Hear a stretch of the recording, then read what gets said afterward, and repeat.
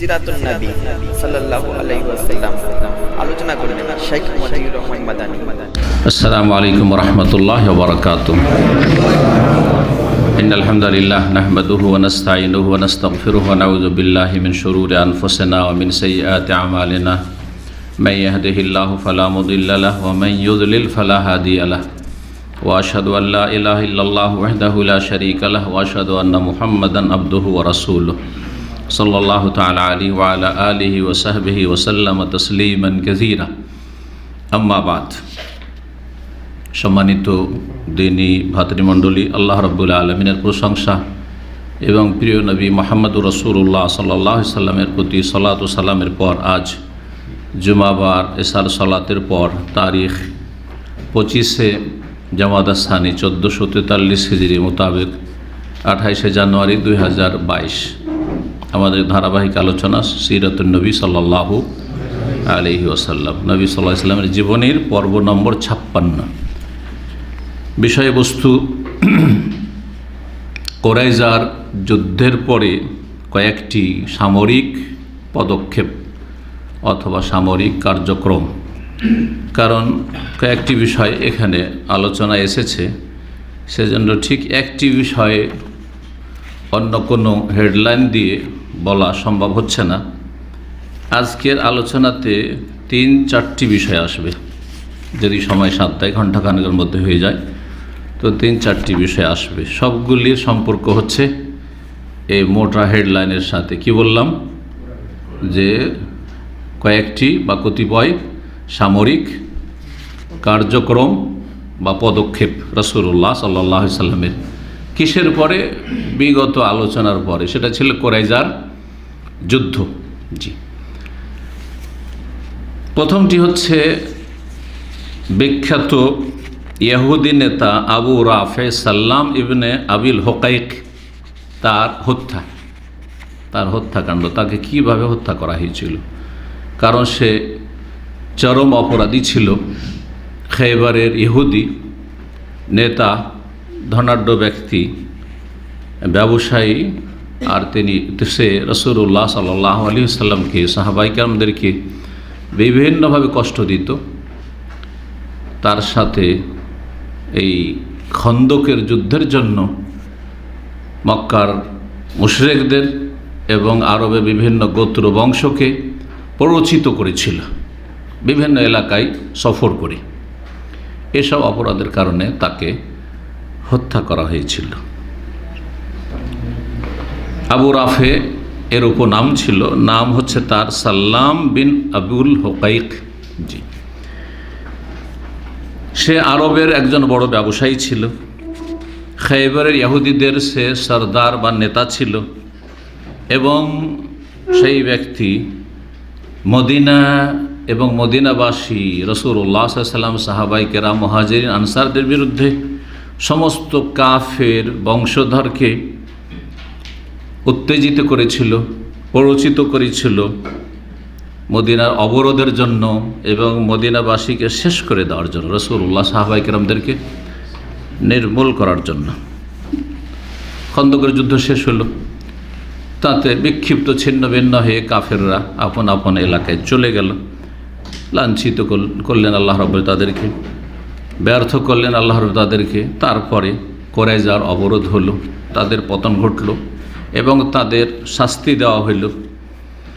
এরপরে খাজরাজ বংশের 5 জন বিশিষ্ট ব্যক্তি, তারা রাসূলুল্লাহ সাল্লাল্লাহু আলাইহি ওয়াসাল্লামের কাছে আবেদন করলেন যে, ইয়া রাসূলুল্লাহ, আমরা এই ইহুদি নেতা যে বড় সীমালঙ্ঘন বাড়াবাড়ি করেছে, যে খাইবারে অবস্থান করে, তাকে হত্যা করার জন্য অনুমতি চাইছি, এবং এই সম্মান আমরা হাসিল করতে চাই এই কাফের নেতাকে হত্যা করে। যেমন আওস বংশের লোকেরা সম্মান হাসিল করেছে কাব বিন আশরাফ ধনকুবকে হত্যা করে। কাব বিন আশরাফের ঘটনা এর আগে বর্ণনা করেছি আমরা বদর যুদ্ধের পরে যে আলোচনাটা ছিল তাতে। সেও একজন ধনকুব ব্যক্তি ছিল, মদিনার ইহুদিদের নেতা, বনু নাজির বংশের ছিল তার মা, এবং সে আরও অন্য গোত্রের লোক। মামা বংশে সে লালিত পালিত হয়েছিল এবং বড় ধনাঢ্য ব্যক্তি ছিল।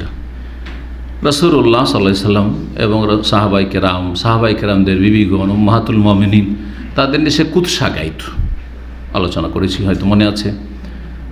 সহিহ বুখারীতে অন্যান্য হাদিসের কিতাবে এই ঘটনা এসেছে। রাসূলুল্লাহ একদিন ঘোষণা করলেন, মাল্লিক কাব ইবনুল আশরাফ ফাইন্নাহু কাদ আযাল্লাহু ওয়া রাসূলুহু, কে এমন আছে যে কাব বিন আশরাফ কে হত্যা করতে পারবে, কারণ সে আল্লাহ এবং তার রাসূল সাল্লাল্লাহু আলাইহি সাল্লামকে চরম কষ্ট দিচ্ছে।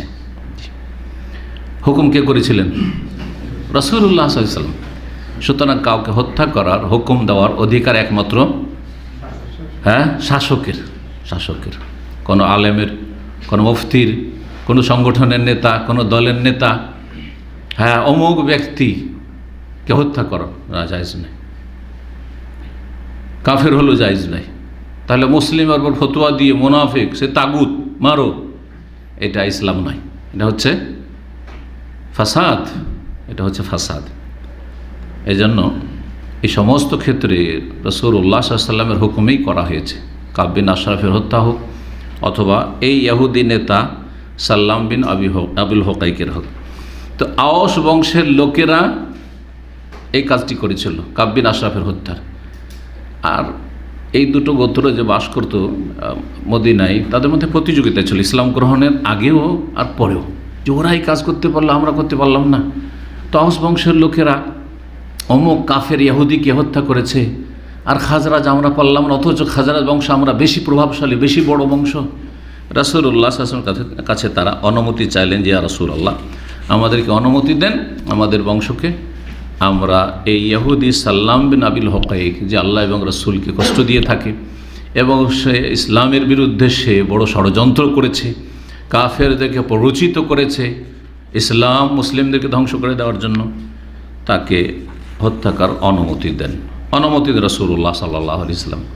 তখন এই 5 জন বীর মুজাহিদ বেরোলেন খাইবারের উদ্দেশ্যে। খাইবার গেছেন? কেউ গেছেন? কত দূর মদিনা থেকে?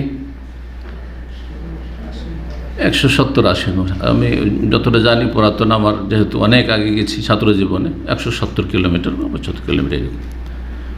খাইবার ইহুদিদের কেল্লাগুলি এখনও আছে, কিছু তার ধ্বংসাবশেষ চিহ্ন আছে। সূর্য ডুবার সময় গিয়ে তারা পৌঁছিলেন। তাদের নেতৃত্ব দিচ্ছিলেন, আমির ছিলেন আব্দুল্লাহ বিন আতিক রাদিয়াল্লাহু তাআলা আনহু। তিনি বললেন যে এই 5 জন যে গেছেন তাদের 4 জনকে বললেন যে তোমরা মাকানাকুম, তোমরা এখানে অবস্থান করো, আমি এগিয়ে যাই, অন্ধকার হয়ে আসছে, এবং আমি এগিয়ে গিয়ে দারওয়ান যে রয়েছে দুর্গের ফাটকের, তার সাথে একটু আমি খাতির জমাই।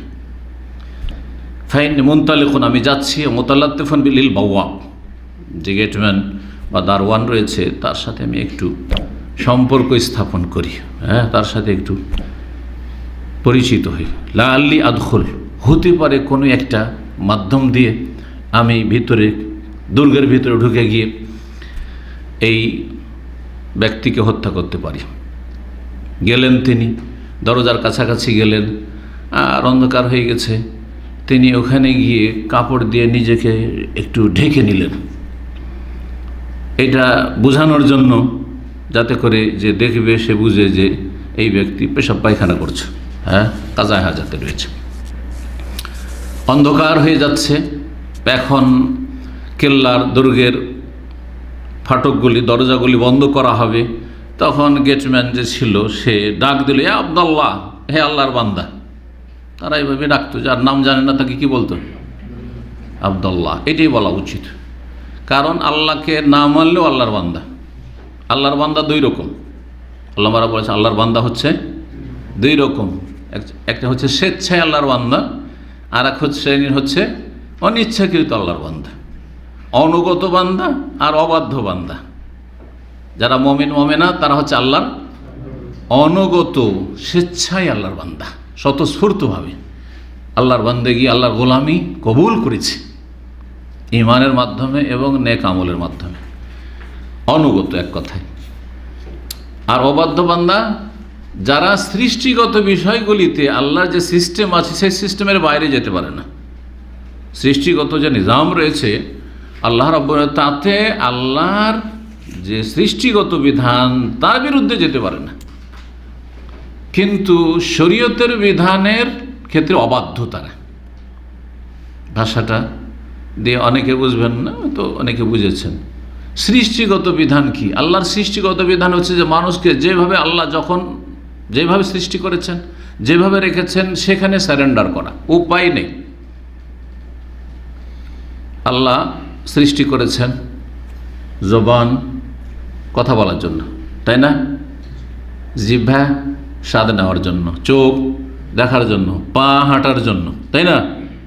হাত ধরার জন্য, ইত্যাদি ইত্যাদি। এটা হচ্ছে আল্লাহর হচ্ছে সৃষ্টিগত কি প্রাকৃতিক নিজাম। এই ক্ষেত্রে ওয়ালিল্লাহি ইয়াসজুদু মান ফিস সামাওয়াতি ওয়া মান ফিল আরদ, আল্লাহ কোরআনে বলেছেন, বিভিন্ন আয়াত রয়েছে, আসমান জমিনে সবাই আল্লাহকে সিজদা করে। জি, সবাই আল্লাহর বিধান মেনে চলে। তাও আন আও কারহান একটি আয়াত রয়েছে, তার মধ্যে স্বেচ্ছায় হোক অথবা অনিচ্ছাকৃত হোক। এটা একটা দিক বুঝলেন। সুস্থতার অসুস্থতা, আল্লাহ যখন অসুস্থ করে দেন, কোনো কাফের শক্তি আছে যে বলে আমি আল্লাহর এই সিস্টেম মানি না, সুস্থই থাকবো, ক্ষমতা আছে? আল্লাহ যখন যে অবস্থায় রেখেছেন অবস্থার কাছে একবার সে নত করে নিতে হচ্ছে, উপায় নেই, সোজা হয়ে গেছে। যত বড় ফেরাউন হোক না কেন আল্লাহর সামনে সোজা। এটা হচ্ছে আল্লাহর সৃষ্টিগত বিধান, আল আমরুল কৌনি যেটাকে বলা হয়। আর একটা হচ্ছে আল আমরুল শরীফ, বিধানগত শরীয়তগত বিধান। এই ক্ষেত্রে আল্লাহ বলছে আল্লাহর ইবাদত করো, ওয়ালা তুশরিকু বিহি, শিরক করিও না। অধিকাংশ কাফের, অধিকাংশ মুশরিক। আকিমুস সালাত, সালাত পড়ো, সালাত আদায় করো, অধিকাংশ বেনামাজি, তাই না? ওয়া আমালু সালেহান, নেক আমল করো, অধিকাংশ অসৎ। এই ক্ষেত্রে অল্পই হচ্ছে অনুগত বান্দা, আর অধিকাংশ হচ্ছে অবাধ্য বান্দা, কিন্তু তারাও বান্দা। কারণ যেই ক্ষেত্রে পারছে না সেখানে আল্লাহর সামনে সোজা হয়ে যাচ্ছে। যেই দিন আল্লাহ মত দিচ্ছেন, মুমিনও মরছে ওই সময়ে, তার নির্ধারিত সময় কাফেরকে মরতে হচ্ছে, নাস্তিকও মরতে হচ্ছে, উপায় নেই। তো হে আল্লাহর বান্দা বা আব্দুল্লাহ বলে যে কাউকে ডাকা যায়, এটা এই জন্য বলছি যে আরব দেশে একটা ভুল প্রচলন আছে। যাকে চেনেন না তাকে ইয়া মোহাম্মদ, মোহাম্মদ তাল বলে না? দেখবেন বিভিন্ন ওয়ার্কশপে একটা আরবি আসলো, যার ইসলামের জ্ঞান নেই, আর অধিকাংশ লোকের ইসলামের জ্ঞান নেই, কিন্তু এসে বলে মোহাম্মদ তাল। মোহাম্মদ মানে কি? প্রশংসিত।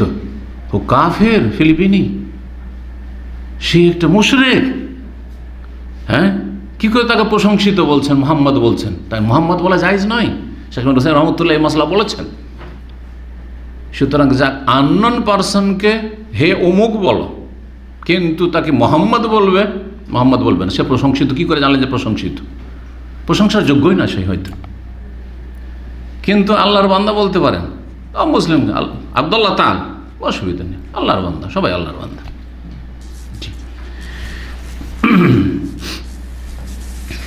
তো ওই দারওয়ান এই বলেই ডাক দিয়েছিল। আব্দুল্লাহ ওকে দেখছে যে ও কি করছে, বাথরুম সারছে, পায়খানা করছে হয়তো, এভাবে বলছে যে তুমি তাড়াতাড়ি ঢুকো, নাহলে ফাটক বন্ধ করে দেবো, বাইরে থেকে যাবে। কিন্তু ও ভাবছে যে এই বিশাল যে কি রয়েছে, ভিল্লা রয়েছে, আর আপনার কি বলছে কেল্লা দুর্গ রয়েছে, এরই কোনো সদস্য হবে। রাতের অন্ধকারে কেউ হবে, বাড়ি থেকে বেরিয়েছে বাথরুম করার জন্য। ইনকুন্তা তরিদ আন্তাদখুল ফাদখুল, যদি চাও যে ঢুকবে তো ঢুকো, ফাইননি অরিদ আনুকুলে কালবাব, আমি কিন্তু দরজা বন্ধ করে দেবো। কাজ হয়ে গেছে, ঢোকার ব্যবস্থা হয়ে গেছে। আব্দুল্লাহ বিন আতিক রাদিয়াল্লাহু তাআলা আনহু তিনি ভিতরে ঢুকে পড়লেন এবং একটা জায়গায় লুকিয়ে গেলেন কোথাও। আর তারপরে এই যে দারওয়ান, সে দরজাগুলি বন্ধ করে একটা জায়গায় সমস্ত যে চাবিগুলো, গোটা দুর্গের যতগুলি দরজা আছে চাবিগুলিকে ঝুলিয়ে রেখে দিলেন, কাঁটাতে ঝুলিয়ে রাখে ওইরকম ঝুলিয়ে রেখে দিলেন। ওটাও দেখলে যে হ্যাঁ অমুক জায়গায় ও ঝুলিয়ে রাখলো চাবিগুলো, দেখা হয়ে গেল। অন্ধকার হয়ে আছে, চিনতে পারছে না যে কে, কিন্তু দারওয়ান ওর কাজ হচ্ছে দরজা বন্ধ করে দাও, দরজা খোলা। কিছুক্ষণ পরে যখন দারওয়ান চলে গেছে, তখন চাবিটি হাতে নিলেন আব্দুল বিন আতিক, যাতে করে যেখানে চাইবে দরজা বন্ধ করব, খুলে তাড়াতাড়ি আমি চলে যাব, এখন চলে যাব, চাবিগুলো হাতে থাকে। যখন তিনি সেখান থেকে টান দেবেন প্রয়োজনে, তখন যাতে করে কোনো বাধার সম্মুখীন না হন। আবু রাফের বাড়িতে, কক্ষে যেখানে থাকে ওই নেতা, সেখানে এগিয়ে গেলেন, এক একটা করে দরজা খুলছেন, আর দরজা খোলার পর আবার বন্ধ করে দিচ্ছেন, লক করে দিচ্ছেন, যাতে করে বাইরে থেকে হইচই শুনে কেউ এসে আমাকে ঘেরাও না করে আর ফেঁসে না যায়। কেউ যদি জেনেও যায় যে আবু রাফেকে হত্যা করে দেওয়া হলো, আমার কাছে কেউ না পৌঁছতে পারে। দরজা বন্ধ করে দিল, ভিতরে থাকলাম। যখন একেবারে কাছাকাছি, যেখানে অন্ধকার ঘরে সেই আবু রাফে নেতা ইহুদি অবস্থান করেছে, সেখানে পৌঁছে গেছেন, যেখানে পরিবার পরিজন নিয়ে এসে সেখানে রাত যাপন করছে, কিন্তু বুঝতে পারছেন না যে সব পরিবার নিয়ে শুয়ে আছে, ছেলে মেয়ে শুয়ে আছে, কোন রুমে কোনখানে সেই নেতা শুয়ে আছে। সবাইকে তো আর মারবেন না, হ্যাঁ, বাচ্চাদেরকে মারবেন না, তো মহিলাকে তো মারবেন না, ওই নেতাকে মারতে হবে।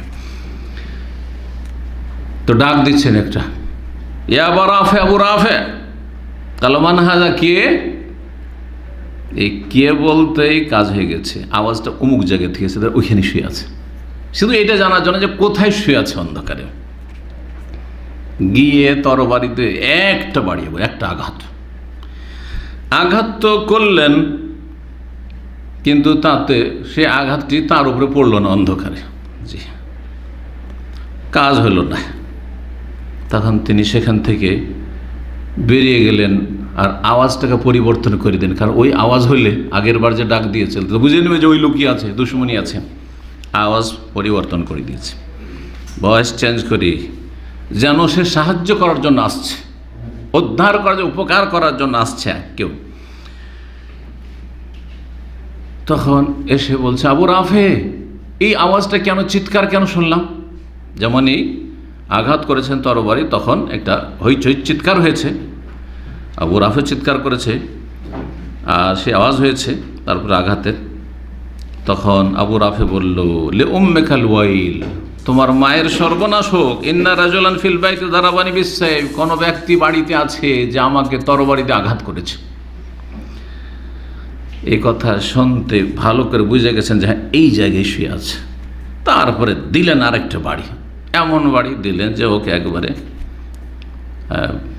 শুয়ে দিলেন, আর ওঠার মতো তার শরীরে ক্ষমতা নেই, কিন্তু তারপরও এখনো মরেনি সে।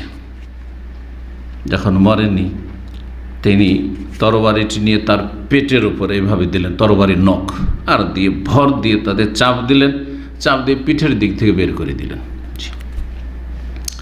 তারপরে দরজাতে বের হইতে শুরু করলেন, এক একটা দরজাতে বের হতে লাগলেন। জি, চাঁদনি রাত ছিল। তিনি মনে করলেন যে সিঁড়ি সিঁড়ি নেমে আসছে, ওপরে ছিল তার মানে এই কক্ষগুলি যেখানে আবু রাফে ছিল সে ওপরে ছিল, দুতলা বা তিনতলা ওপরে ছিল সেই দুর্গের। নেমে আসছিলেন সিঁড়ি, ভাবছেন যে এখন সিঁড়ি শেষ হয়ে গেছে। এটা হয়, আমার জীবনে একবার হয়েছে, পায়ে ব্যথা পেয়েছিলাম, অন্ধকার হয়ে আছে শ্বশুর বাড়িতে, ওই দোতলা থেকে নামছি, ভাবছি যে সিঁড়ি শেষ, একটা সিঁড়ি থেকে গেছে, মাত্র একটা সিঁড়ির জন্য হট করে পাটা এমনভাবে পড়েছে, সুবহানাল্লাহ, ব্যথা পেলাম। এক সপ্তাহ আমি মাদ্রাসায় শিক্ষকতা করতে পারিনি। এখানে আসার আগে 1996-এ, তখন আমি জামিয়া বুখারীতে শিক্ষক ছিলাম, এক সপ্তাহ বাসাতে রেস্ট করতে হয়েছে, তারপরে ভালো হয়েছে। তো এরকমটা হয়, কারণ তখন ব্যালেন্স থাকে না শরীরে, আর হঠাৎ করে পাটা উঁচা নিচাই পড়লে পা অনেক সময় ভেঙে যায়। তো আলহামদুলিল্লাহ ভাগেনি, কিন্তু ব্যথা পেয়েছিলাম। তো ওনার এই রকমটাই হয়েছিল, প্রচণ্ড ব্যথা পেয়েছিলেন তিনি। জি, সিঁড়ি থেকে তিনি পড়ে গেছিলেন, তাতে পায়ে যে ব্যথা হয়েছিল তিনি সেই অবস্থায় খোঁড়াইতে বেরিয়ে আসলেন, আর তারপরে পাগড়ি দিয়ে পাটাকে বাঁধলেন, দরজার কাছে লুকিয়ে গেলেন, লুকিয়ে রাত্রে থেকে গেল ওখানে। কি সাহস! তাহলে কি জানের কোরবানি করার জন্য, শহীদ হওয়ার জন্য প্রস্তুত, যেন প্রস্তুত। যখন ভোর হয়ে এসেছে, শুভ সাধক হইলে মোরগ বাঁক দেয়। মোরগের বাঁকটা কখন হয়?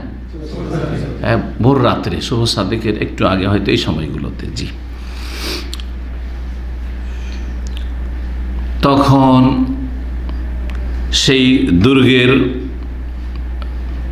ওপর থেকে বা দুর্গের এক প্রাচীর থেকে জনৈক ব্যক্তি, মানে ওই ওখানকারই কোনো চাকর হবে, সে ঘোষণা করলো যে আনই আবা রাফিন তাজের আহলিল হেজাজ, আমি মৃত্যুর সংবাদ দিচ্ছি হেজাজের বড় ব্যবসায়িকের, যে সে আজকে মারা গেছে, সে মারা গেছে। এভাবে তারা কারো মৃত্যুর ঘোষণা করত। তখন বুঝতে পারলেন আব্দুল্লাহ বিন আতিক যে হ্যাঁ, কাজ হয়ে গেছে, ও মরে গেছে। অন্ধকারে বুঝতে পারেনি পুরোপুরি মরল কি মরল না। এতক্ষণ বসে আছেন কি জন্য? চাবি তো ওনার কাছে, উনি তো রাতে সাথে সাথে টান দিয়ে চলে আসতে পারেনি। কিন্তু যদি চলে এলাম আর সে আহত হয়ে থেকে গেল, মরলো না, তাহলে তো আমার টার্গেট পুরো হলো না। যতক্ষণ নিশ্চিত না হবো, মরার সংবাদ না পাবো, ততক্ষণ এখান থেকে বেরোবো না দুর্গ থেকে। আচ্ছা, এখানে যখন এই ঘোষণাতে জানতে পারলেন যে আন্নাহ মারা গেছে, সাথীর সঙ্গে যে 4 জন বাইরে অপেক্ষা করছে তাদের কাছে আসলেন। আসার পরে বলে চলো এখন কাজ হয়ে গেছে, খবর পেয়ে গেছি মারা গেছে। রাসূলুল্লাহ সাল্লাল্লাহু আলাইহি ওয়াসাল্লামের কাছে আসলেন, আসার পরে ঘটনা বয়ান করলেন। রাসূলুল্লাহ সাল্লাল্লাহু আলাইহি ওয়াসাল্লাম তার পায়ের উপর হাত ফিরিয়ে দিলেন। এই মোবারক হাত ফিরিয়ে দেওয়াতে ফাকান্নাহু লাম ইয়াশতাকিহা কাত্তু, মনে হচ্ছে যে তার পায়ে কোনো ব্যথাই পাননি, ব্যথাই পাননি। এই একটি ঘটনা ছিল এই ইহুদি নেতার হত্যার সামরিক একটি পদক্ষেপ। দ্বিতীয় যে বিষয়টি সেটা হচ্ছে সুমামা বিন ওসাল রাদিয়াল্লাহু তাআলা আনহু, পরে তিনি ইসলাম কবুল করেছিলেন। ইয়ামামা, বর্তমান সূক্ষ্মভাবে বললে ইয়ামামা আল খারজকে বলা। আল খারজান রিয়াজ থেকে বাম দিকে একটা রাস্তা চলে গেল, যে রাস্তাটা ওয়াদি দাওয়াসের, হতবানি তামিম, আফলাজ, এই রাস্তা দিয়ে আপনার চলে যাবে আবহার দিকে, যেটা যায় না আলবাহা হয়ে ওই রাস্তাতে পড়ে কি আল খারজ। আর এমনিতে ব্যাপক অর্থে এমামা, আজকাল এমামা মানে রিয়াজ, মানুষ বলে দেয় অনেক সময় রিয়াজ। এই জন্য এক প্রসিদ্ধ হোটেল আছে রিয়াজে, ফন্দকুল এমামা হোটেল, মশহুর। এখানকার সর্দার নেতা একজন ছিল, আর চরম শত্রু ছিল সে রাসূলুল্লাহ সাল্লাল্লাহু আলাইহি ওয়াসাল্লামের। রাসূলুল্লাহ নাম শুনতে পারত না। জি, তার কাছে সবচেয়ে ঘৃণিত ব্যক্তি রাসূলুল্লাহ সাল্লাল্লাহু আলাইহি ওয়াসাল্লাম ছিলেন। তার বিবৃতি আসছে সামনে। এ ছিল ইয়ামামার সর্দার, এবং দ্বীন ইসলামকে চরম ঘৃণা করতো, রাসূলুল্লাহ সাল্লাল্লাহু আলাইহি ওয়াসাল্লামের সাথে চরম শত্রুতা রাখত। মুহররম মাস, ষষ্ঠ হিজরি মুহররম মাস, এই সময়গুলো একটু আরও বলে দিই। এই যে ঘটনাটি, ইহুদি ব্যবসায়িক, তার নাম কি ছিল? সাল্লাম বিন আবুল হুকাইক আবু রাফে, এর হত্যার ঘটনা 5ম হিজরির জিলকাদ মাসের শেষ দিকে অথবা জিলহজ মাসে হয়েছে, দুটো বর্ণনা এসেছে। 5ম হিজরি তাহলে শেষ হয়ে গেল, শুরু হয়ে গেল 6ষ্ঠ হিজরি, 6 হিজরি। 6ষ্ঠ হিজরির মুহররম মাস, বছরের প্রথম মাস। এই মুহররম মাসে এই সুমামা নেতা স্বয়ং কত যে তার শত্রুতা ছিল রাসূলুল্লাহ সাল্লাল্লাহু আলাইহি ওয়াসাল্লাম। রাসূলুল্লাহ সাল্লাল্লাহু আলাইহি ওয়াসাল্লামকে গোপনে হত্যা করার জন্য গিয়ে হত্যা করে দেব, চুপচাপ বেরিয়েছে সে যে মদিনায় যাব, অপরিচিত আগন্তুক হয়ে, কেউ যেন চিনতে না পারে, আর গিয়ে মুহাম্মদ সাল্লাল্লাহু আলাইহি ওয়াসাল্লামকে হত্যা করে আসবো। কি উদ্দেশ্যে সে বেরিয়েছিল আর কি ঘটছে দেখেন। তাকে এই দায়িত্ব কে দিয়েছিল? মুসাইলামা কাজ্জাব, যে মিথ্যুক নবুয়তের দাবি করেছিল। ইয়ামামার একটি বড় ফিতনা সেই যুগে ছিল। নবী সাল্লাল্লাহু আলাইহি ওয়াসাল্লামের জীবনের শেষ জীবনে এবং আবু বকর সিদ্দিক রাদিয়াল্লাহু তাআলার খেলাফত আমলে তাকে হত্যা করা হয়, এবং এই ফিতনাকে, মুসাইলামা কাজ্জাবের ফিতনাকে কি করা হয়? শেষ করা হয়, নির্মূল করা হয়। এই ফিতনা বড় ফিতনা হয়েছিল। বহু লোক ইসলাম গ্রহণ করার পরে রাসূলুল্লাহ সাল্লাল্লাহু আলাইহি ওয়াসাল্লামকে অস্বীকার করে মুরতাদ হয়ে তারা মুসাইলামা কাজ্জাবকে নবী বলে মেনে নিয়েছিল। কিসের কারণে? জাতীয়তার ভিত্তিতে। এই মর্মে সিরাতের কিতাবাদিতে রয়েছে, এই যে মুসাইলামা কাজ্জাবের বংশধর যারা ছিল, তারা অধিকাংশই জানতো যে এটা আমাদের বংশের নবী, কিন্তু মিথ্যুক নবী। আর সত্য নবী ওই মদিনার নবী মুহাম্মদ সাল্লাল্লাহু আলাইহি সাল্লাম। তারপরও তাদের এই উক্তিটা খুব প্রসিদ্ধ, যে নবীউন কাজ্জাবুন মিন কওমিনা আহাব্বু মিন নবিয়্যিন সাদিকিন মিন গায়রিনা। মৃত্যুক নবী হইল যেহেতু আমাদের স্বজাতি, আমাদের বংশের, সুতরাং এটি আমাদের কাছে বেশি প্রিয়, এই ব্যক্তি আমাদের কাছে প্রিয় এমন সত্যবাদী নবীর চাইতে যে আমাদের স্বজাতি নয়, আমাদের বংশের না, সে কুরাইশ বংশের, আর এটা আমাদের ঘরের নবী, সুতরাং একে মানব। এই মুসাইলামা কাযযাবের বিরুদ্ধে যুদ্ধে কয়েকশো সাহাবায়ে কেরাম যারা হুফাজ ছিলেন, হাফেজে কোরআন, আলেমে দ্বীন ছিলেন, তারা শহীদ হয়েছিলেন রাদিয়াল্লাহু তাআলা আনহু। বড় এক ফিতনা ছিল। আল্লাহ সমস্ত ফিতনা থেকে যেন বাঁচিয়ে রাখেন। হ্যাঁ, তো ফিতনা বিভিন্ন রকম, বিভিন্ন রূপে ফিতনার বহিঃপ্রকাশ ঘটে থাকে যুগে যুগে। হ্যাঁ, সব যুগে ফিতনা আছে, কোনো যুগে কোনো ফিতনা, কোনো যুগে কোনো ফিতনা। আজকালও বহুমুখী ফিতনা রয়েছে। আল্লাহ যেন সমস্ত ফিতনা থেকে দিন দুনিয়ার বাঁচিয়ে রাখেন। ৬ হিজরির এই মুহররম মাসে এই ব্যক্তি বেরিয়েছিল, একে পরামর্শ দিয়েছিল এই মুসাইলামা কাযযাব, যাও মুহাম্মদকে খুন করে আসো, কারণ সে হচ্ছে আমার প্রতিদ্বন্দ্বী, আমি নবী, সে নবী না। নবী করিম সাল্লাল্লাহু আলাইহি ওয়াসাল্লাম ওই সময়টাই এই লোক বেরিয়েছে কি করতে, মদিনা গিয়ে মুহাম্মদ সাল্লাল্লাহু আলাইহি ওয়াসাল্লামকে খুন করবে। আর রাসূলুল্লাহ ওই সময়টাই মুহাম্মদ বিন মাসলামা রাদিয়াল্লাহু তাআলা আনহুর নেতৃত্বে 30 জন ব্যক্তিকে পাঠিয়েছিলেন এই এলাকায়, যে এলাকাটা এই মাজমা জুলফি এলাকা। আপনারা হয়তো একটা রাস্তা জানেন কি না, যখন আপনি মাজমা জুলফির কাছাকাছি আসবেন, একটা রাস্তা ওখান থেকে হাফরুল বাতেনের দিকে বেরিয়ে গেছে, দেখেছেন নিশ্চয়ই, যারা গাড়ি চালান তারা দেখেছেন। ন্যাশনাল হাইওয়ে যেটা রিয়াজ আসছে আল কাসিম থেকে, সেখান থেকে বাম দিকে একটা রাস্তা বেরিয়ে গেছে, সেটাও বড় হাইওয়ে, জি খুব সুন্দর রাস্তা। সেটাকে হাফরুল বাতেনে উঠেছে KKMC, মানে কিং খালেদ মিলিটারি সিটি। কে আছেন একজন, হ্যাঁ মাশাআল্লাহ, উনি ওই KKMC-তে চাকরি করেছেন। আর KKMC-তে আমি 2-3 বার প্রোগ্রাম করতে গেছি, আর সেখানে VIP করে বড় বড় ক্যাপ্টেনদের এতে ক্যান্টিনে খাওয়া দাওয়ার ব্যবস্থা, মাশাআল্লাহ, ক্যাপ্টেনদের যে বড় বড় যে। আর সেটা এই যে মিলিটারি সিটিটা ছোটো মোটো না, এক প্রান্ত থেকে আর এক প্রান্ত কত হইতে পারে জানা আছে? হ্যাঁ হ্যাঁ জানেন? হ্যাঁ হ্যাঁ, কত? 90 কিলোমিটার।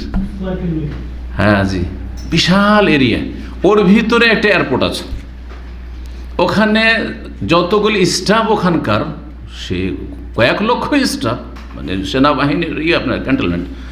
তো সেখানে তাদের অবতরণ, তারা ওই কাইসোমা এয়ারপোর্ট, যেটা হাফরুল বাতানের, যেটা আপনার সিভিলিয়ান এয়ারপোর্ট, সাধারণ জনগণ এয়ারপোর্ট, সেই এয়ারপোর্টে তারা নামতো, কারণ ওখান থেকে অনেক দূর আবার। তো এই জন্য তাদের জন্য স্পেশাল একটা এয়ারপোর্ট ছিল। তো আমি দাম্মাম এয়ারপোর্ট থেকে ভায়া রিয়াজ হয়ে সেখানে গিয়েছি, কয়েকবার গিয়েছি আলহামদুলিল্লাহ। তো ডাইরেক্ট গিয়ে ওদের এতে নেমেছি, KKMC-র ভিতরে এয়ারপোর্টে নেমেছি। তারপরে এয়ারপোর্টটা বন্ধ করে দেওয়া হয়েছে নাকি শুনেছি। এখন কষ্ট করতে হয় মানুষকে, ওই বাইরে নেমে আবার যেতে হয়। যাই হোক, ওখানে এক সময় দাওয়াতি কার্যক্রম মাশাআল্লাহ খুব ভালো চলতো, আর ওখানে আমি প্রোগ্রাম করেছি। কি বলছিলাম, তো ওই এই দিক দিয়ে ওই রাস্তাটা গেছে, এই রাস্তাটা ওইদিকে ইরাক বাসরা কুফার দিকে যাবে, বাসরা কুফার দিকে এই রাস্তা আনুমানিক বললাম আর কি। এই রোড রাস্তা তো আর তখন ছিল না, তখনকার রাস্তা ছিল উটের রাস্তা, আনুমানিক ওই দিক দিয়েই যারা বাসরা কুফা সফর করতো ওই দিক দিয়ে যেত। আর তারপরে হাফরুল বাতেন, আর তার একটু এই দিক দিয়ে ঠিক একটা জায়গা রয়েছে নাইরিয়ার পরে কারিয়াতুল অলিয়া, জায়গাটার ফুল নেম হচ্ছে কারিয়াতুল অলিয়া, একটা গ্রাম। আমি ওইখানে বক্তব্য করেছি আলহামদুলিল্লাহ। একটা ছোট্ট গ্রাম, ইসলামী সেন্টার আছে ওইখানে। আর নয়রিয়াতে তো অনেক কিছু, নয়রিয়াতে 3 মাস 4 মাস পর পরে যেতাম এক সময়, জি বছরে 4বার 5বারও যেতাম, এত বেশি গেছি। আমার সাথে অনেক দিনই ভাইরা সেই জামানে যারা ছাত্র ছিলেন আর গাড়িওয়ালা ছিল, অনেকেই গিয়েছে। তো এই এলাকায়, কোন এলাকায় যেখান দিয়ে রাস্তা বেরোচ্ছে, ধান আল কাসেম থেকে আসার পরে মাজমা জুলফির আশপাশ দিয়ে যে রাস্তা বেরোচ্ছে, এই এলাকায় একটা বংশ বাস করত, যে বংশটি ছিল ইসলামের দুশমন কাফের। তাদেরকে শিক্ষা দেওয়ার জন্য, তাদেরকে দমন করার জন্য 30 জন মুজাহিদিনকে মুহাম্মদ বিন মাসলামা রাদিয়াল্লাহু তাআলার নেতৃত্বে রাসূলুল্লাহ সাল্লাল্লাহু আলাইহি ওয়াসাল্লাম পাঠিয়েছিলেন এই এলাকায়। তারা সেখান থেকে যখন ফিরে আসছিলেন, রাস্তায় এই সুমামাকে দেখছে যে এই সুমামা যাচ্ছে ঘোড়ায় চড়ে। তাকে তখন বুঝতে পারলেন যে এই কাফের, বন্দি করলেন তারা, সাহাবায়ে কেরামগণ তাকে বন্দি করলেন। জি। আর তাকে নিয়ে এসে হাজির করে দিলেন মদিনায়। যাচ্ছিল কি করতে? নবী সাল্লাল্লাহু খুন করতে। আর বন্দী হয়ে গেল সাহাবায়ে কেরামদের হাতে। দেখেন আল্লাহ রাব্বুল আলামিন যদি হেফাজত করেন তো কিভাবে যে আল্লাহ তদবির করবেন আল্লাহ ভালো জানেন। জি, কি করতে চায় মানুষ, কিন্তু আল্লাহ কি করেন? ওমাকার আল্লাহ। হ্যাঁ, মানুষ ষড়যন্ত্র করে, ওমাকার আল্লাহ কৌশল করেন। আল্লাহ খাইরুল মাকিরিন, এবং আল্লাহ সর্বোত্তম কৌশলী। মদিনা নিয়ে আসলেন সাহাবায়ে কেরামগণ। নিয়ে আসার পরে মসজিদে নববীর একটা স্তম্ভে, আর স্তম্ভগুলি কিসের ছিল? খুঁটিগুলি আপনার খেজুরের কাণ্ডের, খেজুরের যে বডি কাণ্ড, বেঁধে দিলেন। নবী করিম সাল্লাল্লাহু আলাইহি সাল্লাম যখন যখন সালাত আদায় করতে যেতেন, জানতে পারলেন যে এ হচ্ছে সোমামা, ইয়ামামার বড় নেতা, ইয়ামামার রাজা। আজকালকার জামানে বলতে হবে রাজা, তার গোত্রীয় শাসনে সে রাজা তখনকার জামানে।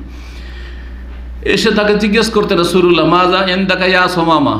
জয়বার করে নামাজ পড়তে যেতেন, জিজ্ঞেস মাজা ইনদাকা ইয়া সোমামা, সোমামা তোমার কি অবস্থা? শুধু এতটুকু বলতেন, কি অবস্থা, মানে তোমার মন মানসিকতা কি, তুমি কি চাও? তখন সে বলতো ইন্দি খায়রিয়া মোহাম্মদ, মোহাম্মদ আমার কাছে যা আছে কল্যাণ আছে। ইন তাকতুল জাদাম, যদি আমাকে খুন করে দাও তাহলে এমন ব্যক্তিকে খুন করবে যার রক্তের মূল্য আছে, মানে এর মূল্য দিতে হবে। অহংকার, আমাকে খুন করাটা চারটে কথা নয়। ইন তাকতুল জাদাম, এই ঘটনা সহিহ বুখারীতে রয়েছে, এই সিরাতের এই ঘটনা। ওয়াইন্তুন এম, আর যদি আমাকে অনুগ্রহ করেন আর ছেড়ে দেন, তো তুন এম আলা শাকির, তাহলে আপনি এমন ব্যক্তির ওপর আপনি অনুগ্রহ করবেন যেই ব্যক্তি কৃতজ্ঞ। আমি নিমক হারাম না, আমাকে যদি দয়া করে মায়া করে ছেড়ে দেন তাহলে আমি সবসময় শুকরগুজার থাকবো, কৃতজ্ঞ থাকবো। যে কাফের হইল অনুগ্রহের কৃতজ্ঞতার বা শুকরিয়ার মন মানসিকতা ছিল। ওয়াইন কুনতা তরিদুল মাল, আর যদি আপনি ধন সম্পদ চান, হ্যাঁ মুক্তিপণ, যে আমাকে ছাড়ার জন্য পয়সা নেবেন, তো পয়সার ফাসাল কত টাকা লাগবে বলেন, তো তামিন মাসে যা চান আমি দিয়ে আমি মুক্ত হব, আমি ছুটতে চাই। রাসূলুল্লাহ সাল্লাল্লাহু আলাইহি সাল্লাম এই কথা শুনে চলে যেতেন। দ্বিতীয় দিন আবার আসলেন, আবার জিজ্ঞাসা করেছেন মাজা ইনদাকা ইয়া সোমামা, সোমামা তোমার কি খবর? একই কথায়, ইন তাকতুল জাদাম ওয়াইন তুনেম আলা শাকির ওয়াইন তরিদুল মালা ফাসাল তুতামিনহু মাসিদ। যদি খুন করেন তো একটু চিন্তা করে খুন করবেন, আমার রক্তের মূল্য আছে, একটু মূল্য দিতে হবে। ওয়াইন তুনেম, যদি ছেড়ে দেন তো নেম আলা শাকির, কৃতজ্ঞ থাকবো। ওয়াইন তরিদুল মাল, পয়সা যদি তার ধন দৌলত চান মুক্তিপণ হিসাবে, কি চান, কত টাকা লাগবে বলেন, আপনি ব্যবস্থা করবো, দিয়ে দেবো, আমাকে ছেড়ে দেবেন। দ্বিতীয় দিন শুনে চলে গেলেন। তৃতীয় দিন আবার রাসূলুল্লাহ সাল্লাল্লাহু আলাইহি ওয়াসাল্লাম জিজ্ঞেস করছেন একই কথা, 3 দিন একই কথা। রাসূলুল্লাহ সাল্লাল্লাহু আলাইহি ওয়াসাল্লাম বললেন আতলিকু সুমামা, ছেড়ে দাও। সুবহানাল্লাহ, এটা কেমন কথা হইল? এত বড় অপরাধী, এত কট্টর দুশমন, নবী সাল্লাল্লাহু আলাইহি ওয়াসাল্লাম জানতেন যে এটা হচ্ছে ইয়ামামার নেতা, রাজা। এইটা শুধু জানতেন না, হয়তো তারপর ওহিতে জানিয়ে দেওয়া হয়েছে, ওহিতে জানিয়ে দেওয়া হয়েছে যে এই ব্যক্তি কিন্তু খুন করার উদ্দেশ্যে মদিনা বেরিয়েছিল, ধরা খেয়েছে। আর বাকিটা তো আগে থেকে জানতেন যে এ হচ্ছে কট্টর দুশমন ইসলামের, মুসলিমদের, তাই না? কিন্তু রাসূলুল্লাহ সাল্লাল্লাহু আলাইহি ওয়াসাল্লাম হয় ওহির মাধ্যমে জানতেন, আর না হলে আল্লাহ রাব্বুল আলামিনের পক্ষ থেকে এটা হচ্ছে বিশেষ তৌফিক যে লোকটাকে ছেড়ে দিই, লোকটাকে ছেড়ে দিই। ভালো আচরণ করলে হতে পারে তাকে আকৃষ্ট করতে পারবো, ইসলাম কবুল করে নেবে। আর এর মতো একজন নেতা যদি ইসলাম কবুল করে নেয় তো ইসলামের বড় বিশাল খিদমত হবে। জি, বিশাল খিদমত হবে। নবী সাল্লাল্লাহু আলাইহি ওয়াসাল্লাম বললেন যে আতলিকু সুমামা, সাহাবায়ে কেরাম বললেন যে ছেড়ে দাও, বেঁধে রেখেছো, ছেড়ে দাও, যা পারবে তাই চলে যাবে, ছেড়ে দাও। সাহাবায়ে কেরাম অবাক হচ্ছেন, নবী সাল্লাল্লাহু আলাইহি ওয়াসাল্লাম ছেড়ে দিন, কিন্তু কোনো কথা বলার ক্ষমতা নেই, কারণ সামি'না ওয়া আতা'না, আল্লাহ এবং রাসূলের কথা শুনতে হবে, মানতে হবে, ছাড়তে বলেছে ছেড়ে দিতে হবে। সুমামা মসজিদ নববীতে বেরিয়ে গেল। যাওয়ার পরে পাশে একটি কুয়া ছিল, কূপ ছিল, সেখানে গিয়ে গোসল করলো। গোসল করে আসার পর মসজিদ নববীতে প্রবেশ করলো। আর তারপর বলছে আশহাদু আল্লা ইলাহা ইল্লাল্লাহ ওয়া আশহাদু আন্না মুহাম্মাদান রাসূলুল্লাহ, আল্লাহু আকবার, ইসলাম গ্রহণ করলাম, আল্লাহ ছাড়া কোনো সত্য মাবুদ নেই সাক্ষ্য দিচ্ছি, এবং আরও সাক্ষ্য প্রদান করছি মুহাম্মদ সাল্লাল্লাহু আলাইহি ওয়াসাল্লাম আল্লাহর রাসূল। জি। তারপরে এই সুমামা রাদিয়াল্লাহু তাআলা আনহু বললেন ওয়াল্লাহি আল্লাহর কসম করে বলছি, মা কানা আলা জাহরিল আরদি মিন ওয়াজহিন আবগাযা ইলাইয়া মিন ওয়াজহিকা, হে আল্লাহ রসুল, এই ভূপৃষ্ঠে জমিনের ওপরে এমন কোনো চেহারা ছিল না যেই চেহারা আপনার চেহারার চাইতে বেশি আমার কাছে দুশ্মন ছিল, নিকৃষ্ট ছিল। সবচেয়ে নিকৃষ্ট চেহারা, সবচেয়ে খারাপ চেহারা আপনার চেহারাটাকে মনে করতাম, এত দুশ্মনী ছিল। ফাকাদ আসবাহ ওয়াজহুকা আহাব্বাল ওজুহে ইলাইয়া, কিন্তু আজকে আপনার মোবারক চেহারা আমার কাছে সবচেয়ে প্রিয় হয়ে গেছে, সবচেয়ে প্রিয় হয়ে গেছে। বাস্তব সত্য। রাসূলুল্লাহ সাল্লাল্লাহু আলাইহি সাল্লামের এই সুন্নত যারা দিনের দাওয়াতের কাজ করে তাদের জীবনে অবশ্যই দেখতে পাবেন আপনি, কিন্তু ইখলাসের সাথে দিনের দাওয়াত করতে হবে। যুগে যুগে দেখবেন যারা দাওয়াতি কাজ করেছে কত কট্টর দুশ্মন, কিন্তু এখন অনুতপ্ত, লজ্জিত, ক্ষমা চায়, দোয়া করতে থাকে, এত দোয়া করতে থাকে। এমন একসময় এমন গাল দিয়েছে, এত দুশ্মনী করেছে, কত কি করেছে, কিন্তু এখন দোয়া করতে থাকে, তাই না? জি হ্যাঁ, মানুষের সাথে ভালো আচরণ করতে হবে। যেমন রোগীর সাথে ডাক্তার ভালো আচরণ করে। রোগী যে কোনো অবস্থায় থাকে না কেন, যদি সফল চিকিৎসক হয়, ডাক্তার যদি কামিয়াব ডাক্তার হয়, তাহলে রোগীর সাথে কখনো খারাপ আচরণ করবে না, যতই খারাপ অবস্থায় থাকে না কেন, যতই সে একবারে নোংরা অবস্থায় থাকে না কেন, তাহলে সে সফল হতে পারবে ডাক্তারি ময়দান। ঠিক তেমনই দায়ী আল্লাহ, দিনের দায়ী, হ্যাঁ, দিনের প্রচারক ওই রকমই হইতে হবে। জি, মায়া করতে হবে। রোগী, এই রোগীকে আমি উদ্ধার করার চেষ্টা করব জাহান্নামের আগুন থেকে, কুফরি থেকে, কুফরির নাপাকি থেকে। জি, রাসূলুল্লাহ সাল্লাল্লাহু আলাইহি ওয়াসাল্লাম আমাদের জন্য উত্তম আদর্শ। তারপরে বলছেন সুমামা, ওয়াল্লাহি আল্লাহর কসম করে বলছে, মা কানা আলা ওয়াজহিল আরদি মিন দীনিন আবগাযা ইলাইহি মিন দীনিক, আল্লাহর জমিনের ওপর পৃথিবীতে এমন কোনো ধর্ম ছিল না, দিন ছিল না, যেই ধর্ম ইসলাম ধর্মের চাইতে বেশি নিকৃষ্ট ছিল আমার কাছে। সবচেয়ে নিকৃষ্ট খারাপ ধর্ম ছিল দিন ইসলাম, আপনার ধর্ম। ফাকাদ আসবাহা দীনুকা আহাব্বাল আদিয়ানি ইলাইয়া, আজকে আপনার নিয়ে আসা দিন আমার কাছে সবচেয়ে প্রিয় হয়ে পড়েছে, সবচেয়ে ভালোবাসার বস্তু হয়ে পড়েছে। ফিরে আসলেন, সুমামা গিয়েছিলেন কি করতে? রাসূলুল্লাহ হত্যা করতে। কোথায় সেই টার্গেট, সেই টার্গেট ভুলে গেলেন, যাই একটা উমরা করে আসি। জি, মক্কা গেলেন, উমরা করলেন। কুরাইশ কিন্তু জানতে পেরে নিয়েছে যে ইয়ামামার নেতা কি করেছে, ইসলাম কবুল করে নিয়েছে। খুব তিরস্কার করলো আর খুব এই সেই বলল, হ্যাঁ তুমি কাপুরুষ, তুমি এই কাজ করলে, এইটা তোমার করা ঠিক হয়েছে, এই সেই। ফাকালা, তখন সুমামা তাদেরকে বলেছিল, ওয়াল্লাহি আল্লাহর কসম করে বলছি, লা ইয়াতিকুম মিনাল ইয়ামামাতি হাব্বাতু হিনতাতিন, ইয়ামামা থেকে যে তোমাদের কাছে গম আমি রফতানি করতাম, আর গম না আসলে তোমরা জীবনে রুটি খেতে পাবে না, সেই ইয়ামামার গম, মানে ইয়ামামা এলাকা কিন্তু খুব ভালো এলাকা। জি, এখানে ফসল হয়, এখানে খেজুর বাগান আছে, এতে আল খারজে খেজুর বাগান আছে, ঠিক আছে, খেজুর বাগান, এখানকারও খেজুর পাওয়া যায় মার্কেটে। তো চাষাবাদের মতো জমি আছে এখানে। ইয়ামামা এলাকা থেকে একটা গমের দানা পর্যন্ত আসবে না তোমাদের কাছে, হাত্তা ইয়াযানা ফিহা রাসূলুল্লাহ, যতক্ষণ পর্যন্ত রাসূলুল্লাহ সাল্লাল্লাহু আলাইহি ওয়াসাল্লাম অনুমতি না দিবেন।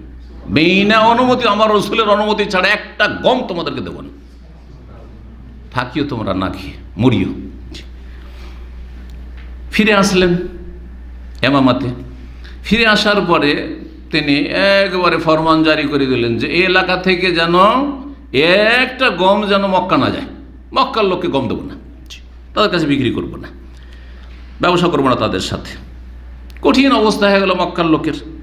তারা দেখলো যে উপায় তো নেই, এখন কি করতে হবে? ধরতে হবে রাসূলুল্লাহ সাল্লাল্লাহু আলাইহি ওয়াসাল্লামকে, কারণ তিনি বিশ্বজাহানের রহমত।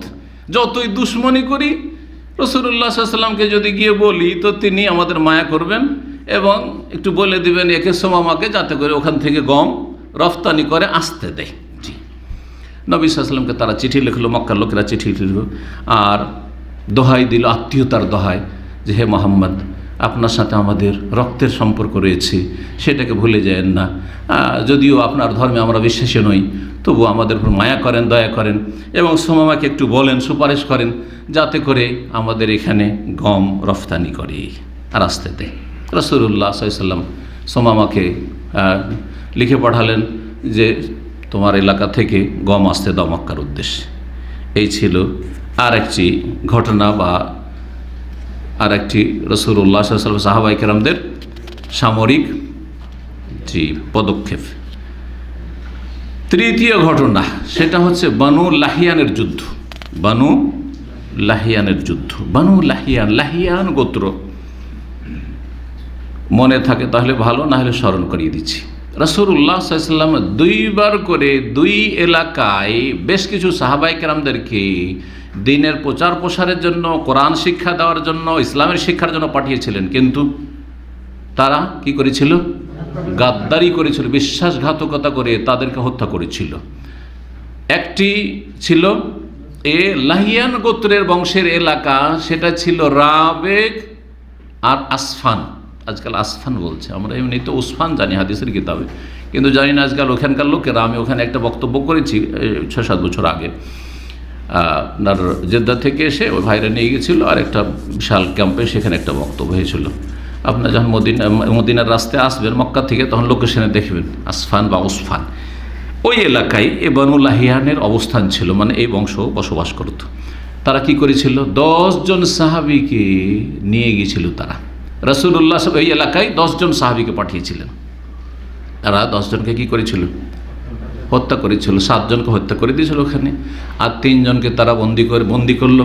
যখন বন্দি করে দিল, তখন তাদের একজন বললেন যে এইখানে প্রথম গাদ্দারি, কারণ তোমরা পাহাড়ে উঠে গেছিলেন তারা 3 জন, পাহাড় থেকে নামো, তোমাদেরকে মারবো না, তোমাদের সাথে কিছু করব না।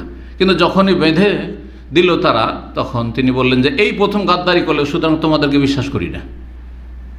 সেখানে তাকে হত্যা করে দিল। বাঁচলেন 2 জন, 2 জনকে বন্দি করে নিয়ে গিয়েছিলেন। আর তারপরে তাদেরকে মক্কার কাফেররা সেখানে বিক্রি করে দেওয়া হয়েছিল, তারপরে তাদেরকে হত্যা করা হয়েছিল। তার মধ্যে একজন ঘটনা হচ্ছে খুবাইব বিন আদি রাদিয়াল্লাহু তাআলা আনহু, যাকে শুলে চড়ানো হয়েছিল আর চড়িয়ে হত্যা করা হয়েছিল। তিনি সেই সময় 2 রাকাত সালাত পড়েছিলেন। এই সুন্নতটি রাসূলুল্লাহ সাল্লাল্লাহু আলাইহি ওয়াসাল্লাম স্বীকৃতি দিয়েছেন যে মানুষের মৃত্যুর আগে যদি এইরকম কোথাও হয় যে কোথাও হত্যার সম্মুখীন হচ্ছে আর সুযোগ পায়, তাহলে 2 রাকাত সালাত আদায় করবে। তিনি আদায় করেছিলেন, এই খুবাইব রাদিয়াল্লাহু তাআলার সুন্নত। তো যাই হোক, এই যে 10 জন সাহাবায়ে কেরামকে কোরআন শিক্ষা দেবে তারা, আমাদের কাছে পাঠান, আমাদের বংশরা ইসলাম কবুল করে নিয়েছে, আরও সেখানে দাওয়াতি কাজ হবে, আসলে কিছুই ছিল না। গাদ্দারি করবে তারা, বিশ্বাসঘাতকতা করবে। এর প্রতিশোধ নিতে হবে, কিন্তু প্রতিশোধ নেওয়ার মতো পরিস্থিতি তৈরি হতে হবে। এতদিন হয়নি, কিন্তু এখন হয়েছে। খন্দকের যুদ্ধের পরে মক্কার কাফেররা দুর্বল হয়ে গেছে, কারণ মক্কা কাছেই। এতদিন মক্কার লোকেরা, কাফেররা এত শক্তিশালী ছিল আর এত তাদের দাপট ছিল যে ওই এলাকায় কোনো সামরিক অভিযান চালানো বড় ঝুঁকিপূর্ণ ছিল। কিন্তু খন্দকের যুদ্ধের পরে না, তাদের কোমর ভেঙে গেছে, দুর্বল হয়ে পড়েছে, মনোবল। রাসূলুল্লাহ এই ভবিষ্যৎবাণী করেও দিয়েছিলেন খন্দকের যুদ্ধের পরে যে আল আন নাগজুহুম ওয়ালা ইয়াগজুনা, এখন থেকে আমরাই তাদের ওপর হানা দেব, তারা কাফেররা আর কোনোদিন মদিনার উপর হানা দেওয়ার সাহস করবে না। নাহরু নাসিরু ইলাইহিম, তাদের এলাকায় আমরা যুদ্ধ করার জন্য যাব। তো রাসূলুল্লাহ সাল্লাল্লাহু আলাইহি ওয়াসাল্লাম এই প্রতিশোধ নেওয়ার জন্য এই 10 জন সাহাবীকে যে তারা হত্যা করেছিল, তাদের প্রতিশোধের জন্য পাঠিয়েছিলেন। এরা যেহেতু হেজাজ এলাকার একেবারে মধ্যবর্তী এলাকায়, এই এলাকায় অবস্থান করত, সুতরাং এই এলাকায় গিয়ে সামরিক অভিযান চালানো এত সহজ ছিল না। রাসূলুল্লাহ এই জন্য তাদের বিষয়টিকে একটু বিলম্ব করেছিলেন যে তাদের প্রতিশোধটা পরে নেব। যখন খন্দকের যুদ্ধের পরে পরিস্থিতি পরিবর্তন হলো, তখন রাসূলুল্লাহ সাল্লাল্লাহু আলাইহি ওয়াসাল্লাম প্রতিশোধ নেওয়ার ইচ্ছা করলেন। দুশমনেরা আর এর জন্য কোনো রকমের প্রতিশোধ নেওয়ার সাহস করতে পারবে না। মদিনায় রাসূলুল্লাহ সাল্লাল্লাহু আলাইহি ওয়াসাল্লাম আব্দুল্লাহ ইবনে উম্মে মাকতুম, যিনি অন্ধ সাহাবী ছিলেন, আজকে বুখারী দার্সে বলছিলাম যে তিনি ফজরের আজান দিতেন আর সাহরির আজান দিতেন বেলাল রাদিয়াল্লাহু তাআলা, তাকে দায়িত্বশীল বানিয়ে মসজিদের ইমাম, স্থলাভিষিক্ত বানিয়ে দিয়ে রাসূলুল্লাহ সাল্লাল্লাহু আলাইহি ওয়াসাল্লাম গেলেন। রবিউল আউয়াল মাস 6 হিজরি, মুহররমে ছিল এই সোমামার ঘটনা, আর সফর গেল, তারপরে রবিউল আউয়াল মাসেই ছিল এই ঘটনা। বানু লাহিয়ানের যুদ্ধ। পৌঁছিলেন সেখানে 200 সাহাবায়ে কেরামদেরকে নিয়ে, 20 জন তার মধ্যে অশ্বারোহী ছিলেন, ঘোড়সওয়ার ছিলেন। গেলেন সেখানে, পৌঁছিলেন একটা উপত্যকায় যেটাকে বলা হয় বাতনে গেরান, যেটা অমজ এবং আসফানের মাঝামাঝি এলাকা। এখানে আবার যেই জায়গায় রাসূলুল্লাহ এই 10 জন সাহাবায়ে কেরামকে হত্যা করা হয়েছিল ওই জায়গায় গেলেন এবং সেসব সাহাবায়ে কেরাম যারা সেখানে শহীদ হয়েছিলেন তাদের জন্য রহমতের দোয়া করলেন, তাদের জন্য কল্যাণের দোয়া করলেন এবং সেখানে 2 দিন অবস্থান করলেন রাসূলুল্লাহ সাল্লাল্লাহু আলাইহি ওয়াসাল্লাম। বনু লাহিয়ান যখন জানতে পারলো যে মুহাম্মদ সাল্লাল্লাহু আলাইহি ওয়াসাল্লাম তার 200 সাহাবায়ে কেরামদেরকে নিয়ে সারিয়ায় মানে সামরিক অভিযানে এসেছেন, তখন তারা পাহাড়ের বিভিন্ন এলাকায় চূড়াতে গিয়ে আত্মগোপন করে লুকিয়ে গেল জান বাঁচাবার জন্য। তাদের কাউকে পেলেন না, রাসূলুল্লাহ সাহাবায়ে কেরাম ধরতে পারলেন না। 10 জন অশ্বরোহীকে পাঠালেন, ওসমান পর্যন্ত পাঠালেন, যাতে করে ওসমান মক্কার কাছাকাছি একবার হয়ে যাচ্ছে, ওই এলাকায় গেলে মক্কার লোকেরা কুরাইশরা যাতে জানতে পারে যে মুহাম্মদ সাল্লাল্লাহু আলাইহি ওয়াসাল্লাম আমাদের মক্কার কাছাকাছি চলে এসেছেন, যাতে করে ভীত সন্ত্রস্ত করা সম্ভব হয়। তাদেরকে ভীত সন্ত্রস্ত করা, দুশমনকে ভীত সন্ত্রস্ত করা, এটাও একটা রণকৌশল গুরুত্বপূর্ণ, যাতে করে তাদের অন্তরে ভীতি সঞ্চার হয়। তো রাসূলুল্লাহ সাল্লাল্লাহু আলাইহি ওয়াসাল্লাম এই উদ্দেশ্যে 10 জন অশ্বরোহীকে পাঠালেন, যাতে করে ভীত সন্ত্রস্ত হয় মক্কার কাফেররা। কোরাউল গামিম পর্যন্ত তারা গেলেন। তারপর রাসূলুল্লাহ সাল্লাল্লাহু আলাইহি ওয়াসাল্লাম সেখান থেকে মদিনায় ফিরে আসলেন 14 দিন পরে। এই সফরে 14 দিন রাসূলুল্লাহ সাল্লাল্লাহু আলাইহি ওয়াসাল্লাম অবস্থান করেছিলেন, তারপরে ফিরে আসলেন। জি, শেষ ছোট্ট একটি ঘটনা, সেটা হচ্ছে আবুল আস ইবনে রবি। তিনি কে বলতে পারে? আবুল আস ইবনে রবি। রাসূলুল্লাহ সাল্লাল্লাহু আলাইহি ওয়াসাল্লামের বড় মেয়ের নাম কি? যায়েনব রাদিয়াল্লাহু তাআলা আনহা। তার স্বামীর নাম কি ছিল? আবুল আস। তার স্বামীর নাম খালাতো ভাই বোনে বিয়ে হয়েছিল, খালাতো ভাই বোন বিয়ে হয়েছিল। খাদিজা রাদিয়াল্লাহু তাআলার বোনের ছেলে আবুল আস। জি, এবং 2 জনে অত্যন্ত ভালোবাসা ছিল। তাদের জীবনীতে লিখেছে যে স্বামী স্ত্রীর ভালোবাসার ক্ষেত্রে একটা আদর্শ ছিল, এত ভালোবাসা ছিল। কিন্তু বাপদাদার ধর্মের ওপর আবুল আস এত কট্টর ছিলেন যে দীর্ঘ সময় স্ত্রীর মায়াকে ত্যাগ করেছে, কিন্তু বাপদাদা ধর্ম ত্যাগ করতে পারেনি। তবে সে বিদ্বেষ প্রকাশ করেনি, সবসময় নম্র আচরণ করেছে রাসূলুল্লাহ সাল্লাল্লাহু আলাইহি ওয়াসাল্লামের সাথে এবং রাসূলুল্লাহ সাল্লাল্লাহু আলাইহি ওয়াসাল্লামের প্রিয়তমা কন্যা যায়েনব রাদিয়াল্লাহু তাআলা আনহার সাথে খারাপ আচরণ করেনি। এই আবুল আসের কথা এসছে বদর যুদ্ধের সময়, যে বদর যুদ্ধে যে 70 জন বন্দী হয়েছিল কাফের, তার মধ্যে একজন এই আবুল আস বন্দী হয়ে এসেছিল। তাকে রাসূলুল্লাহ সাল্লাল্লাহু আলাইহি ওয়াসাল্লাম ছেড়েছিলেন এবং তাকে তার মুক্তিপণ হিসাবে যায়েনব রাদিয়াল্লাহু তাআলা তখন মক্কাতেই ছিলেন, মক্কা থেকে মায়ের দেওয়া হার পাঠিয়েছিলেন। এই ঘটনা সেখানে বর্ণনা করা হয়েছে। যাই হোক, আসল বিষয়ে আসি, সময় চলে যাচ্ছে। 6ষ্ঠ হিজরি জমাদুল উলা মাস, 6ষ্ঠ হিজরির জমাদুল মাস ছিল। সেই সময় ইস নামক এলাকায় রাসূলুল্লাহ সাল্লাল্লাহু আলাইহি ওয়াসাল্লাম একটি অভিযান পাঠালেন। অভিযান সারিয়া বলা হয় এমন ছোট যুদ্ধকে যেটাতে স্বয়ং রাসূলুল্লাহ সাল্লাল্লাহু আলাইহি ওয়াসাল্লাম উপস্থিত থাকতেন না। সংখ্যার দিক থেকে ক্ষুদ্র সংখ্যা হইতো, আর যেখানে সশরীর রাসূলুল্লাহ সাল্লাল্লাহু আলাইহি ওয়াসাল্লাম হাজির হইতেন না, সেটা কি বলা হইতো? সারিয়া বলা হয় আরবিতে। আর গাজওয়া বলা হয় যে যুদ্ধের সংখ্যাও মোটামুটি বেশি থাকে আর রাসূলুল্লাহ সাল্লাল্লাহু আলাইহি ওয়াসাল্লাম নিজেই সেখানে উপস্থিত থাকেন, এটা গাজওয়া বলা হয়। যেমন গাজওয়ায় ওহদ, গাজওয়ায় বদরের যুদ্ধ। জি, এরকম। ইস এলাকা কোথায়? কে বলতে পারেন ইস কোথায়? অ্যাম্বো গেছেন কেউ? যেহেতু সৌদি আরব আপনারা থাকেন সেই জন্য এই শহরগুলো বলে দিচ্ছি। অ্যাম্বো গেছেন, ইস গেছেন। অ্যাম্বো থেকে যখন আপনি তবুকের দিকে চলে যাবেন, আপনার লোহিত সাগরের কিনারা একটা রাস্তা আছে, দেবার দিকে যাচ্ছে, ওমলুজ হয়ে যাচ্ছে, তখন আল ইস একটা জায়গা, আল ইস, ওখানে একটা ছোট্ট একটা ইসলামিক সেন্টার আছে। এই আল ইস এলাকা হচ্ছে জোহনী বংশের গ্রামের বাড়ি। আল ইস তো একটা গ্রাম ছিল, এখন না হয় গ্রামগুলি শহর হয়ে গেল। এই গ্রামটা হচ্ছে জোহাইনা বংশের ওই 1400 বছর আগে থেকে, তখন জোহাইনা বংশ ছিল। এটা হচ্ছে তাদের গ্রামের এলাকা, জি, বা গ্রামীণ এলাকা। বিভিন্ন জায়গায় এখন জোহানিরা ছড়িয়ে গেছে। তার মধ্যে মসজিদ হারামের ইমাম একজন আছেন, শেখ আবদুল্লাহ বিন আওয়াদ আল জোহানি। জি হ্যাঁ, এই এলাকায় অভিযান পাঠিয়েছে রাসূলুল্লাহ সাল্লাল্লাহু আলাইহি ওয়াসাল্লাম। আর ওই দিক থেকে ব্যবসা করে আসছিলেন সামদেশ থেকে আবুল আস ইবনে রবি। বড় একজন ব্যবসায়িক ছিলেন মক্কার তিনি, এবং বড় বিশ্বস্ত ব্যবসায়িক ছিলেন এবং সফল ব্যবসায়ী ছিলেন তিনি। রাসূলুল্লাহ যায়েদ বিন হারেসার নেতৃত্বে, যায়েদ বিন হারেসা কে? রাসূলুল্লাহ সাল্লাল্লাহু আলাইহি ওয়াসাল্লামের পালক পুত্র, মানে ইসলামের পূর্বে তিনি পালক পুত্র নিয়েছিলেন, পরে ইসলাম সেটাকে কি করেছে, রহিত করেছে। পালক পুত্র বলে কিছু নেই। জাহিলিয়াতের যুগে পালক পুত্র এমন ছিল যে নিজের পুত্রের মতো ধন সম্পদে ভাগ পেত, ওইটা নেই।